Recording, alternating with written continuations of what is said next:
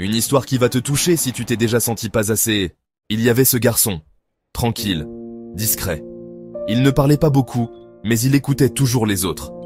Il avait des idées brillantes, mais il gardait tout pour lui.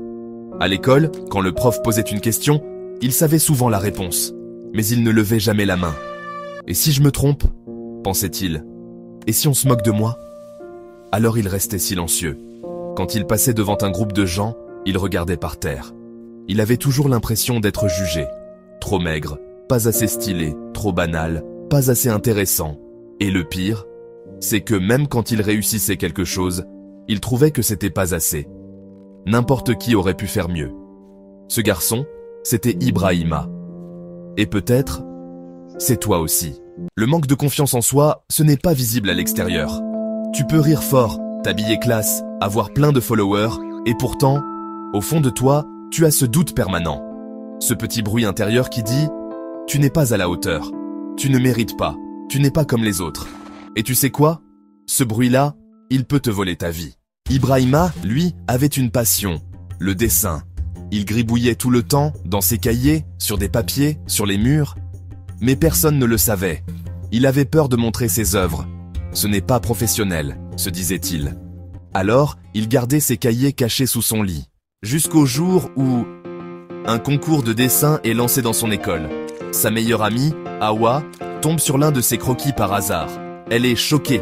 Elle lui dit « Ibrahima, c'est incroyable, tu dois participer. » Mais lui, il tremble, il hésite. Et puis, il le fait. Il envoie un dessin, sans grande conviction. Quelques semaines plus tard, les résultats tombent. Ibrahima est deuxième. Son dessin est affiché au tableau d'honneur. Des gens viennent le féliciter. Et ce jour-là, pour la première fois, il se redresse un peu plus. Il regarde les gens dans les yeux. Il ose sourire, sans se cacher. Ce jour-là, il ne devient pas confiant à 100%. Mais il comprend une chose, la confiance en soi, ce n'est pas inné. C'est construit, petit à petit, en osant parler même si ta voix tremble, en te tenant droit même si tu doutes, en te regardant dans le miroir et en te disant « Je mérite d'exister, je mérite de m'exprimer ». Ibrahima a commencé à montrer ses dessins sur Instagram. Au début, 3 likes, puis 10, puis un message d'un entrepreneur qui lui dit « Tu pourrais créer des logos pour moi ?» Et depuis ce jour-là, Ibrahima vit de ce qu'il aime. Et chaque fois qu'il doute encore, parce que oui, le doute ne disparaît jamais complètement, il se rappelle, la confiance, ce n'est pas l'absence de peur, c'est le courage d'agir malgré elle. Alors toi qui lis ça, toi qui te sous-estimes, commence petit, redresse-toi, parle, crée, montre, essaie, parce que le monde a besoin de ce que tu caches.